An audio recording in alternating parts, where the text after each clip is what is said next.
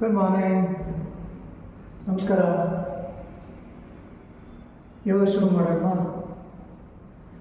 ಯೋಗದ ವಿಶೇಷವಾದ ಭಾಗ ಅಂದರೆ ನಮ್ಮ ಮೈಯನ್ನು ಬೆಚ್ಚಗಾಗಿಸಬೇಕು.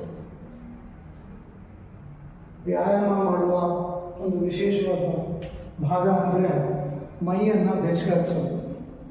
ಅದು ಬೆಳಗ್ಗೆ ಆಗಲಿ, ಮಧ್ಯಾಹ್ನ ಆಗಲಿ, ಸಾಯಂಕಾಲ ಆಗಲಿ, ರಾತ್ರಿ ಆಗಲಿ, ಯಾವಾಗಾದರೂ ವ್ಯಾಯಾಮ ಮಾಡೋಕ್ಕೆ ಶುರು ಮಾಡೋಕ್ಕೆ ಮುಂಚೆ ನಾವು ಮೈಯನ್ನು ಬೆಚ್ಚಗಾಗಿಸುವ ವ್ಯಾಯಾಮಗಳನ್ನ ಮಾಡಬೇಕು.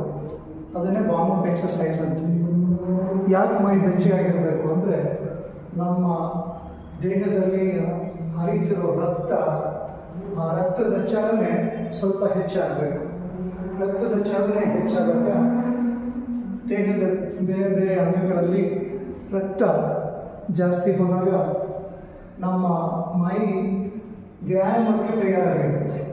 ಸೊ ಹಾಗಾಗಿ ಈ ವಾರ್ಮ್ ಅಪ್ ಎಕ್ಸಸೈಸ್, ಬೆಚ್ಚಗಾಗಿಸುವ ವ್ಯಾಯಾಮವನ್ನು ಮಾಡೋದು ಸುಲಭವಾಗಿ ಮಾಡಲಿಕ್ಕೆ ಸಾಧ್ಯ ಆಗುವಂತಹ ಬೆಚ್ಚಗಾಗಿಸುವ ವ್ಯಾಯಾಮದಲ್ಲಿ ಈ ಥರ ಮೆಟ್ಟಲುಗಳನ್ನು ಹತ್ತೋದಿದೆಯಲ್ಲ, ಇದು ತುಂಬ ಒಳ್ಳೆಯ, ಪರಿಣಾಮಕಾರಿ ಮತ್ತು ತುಂಬ ಸಹಜವಾಗಿ, ತುಂಬ ಸುಲಭವಾಗಿ ಮಾಡಲಿಕ್ಕೆ ಸಾಧ್ಯ ಆಗುವಂಥದ್ದು.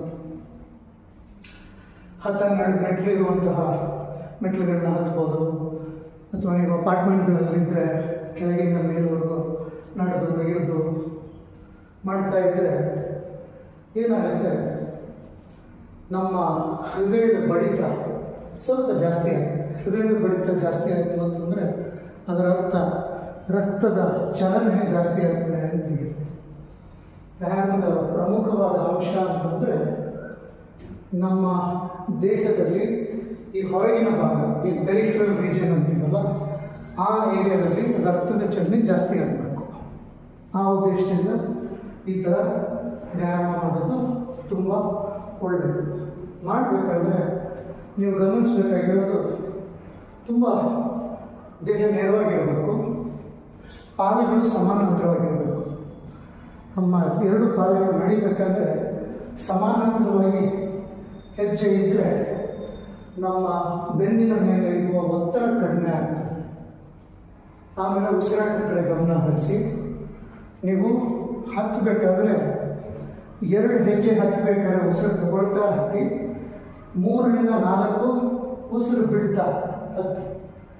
ಸೊ ಗಮನ ಒಂದು ಉಸಿರಾಟದ ಕಡೆ, ಇನ್ನೊಂದು ನಮ್ಮ ಸ್ಥಿತಿಯ ಕಡೆ. ಹೀಗೆ ಮಾಡ್ತಾ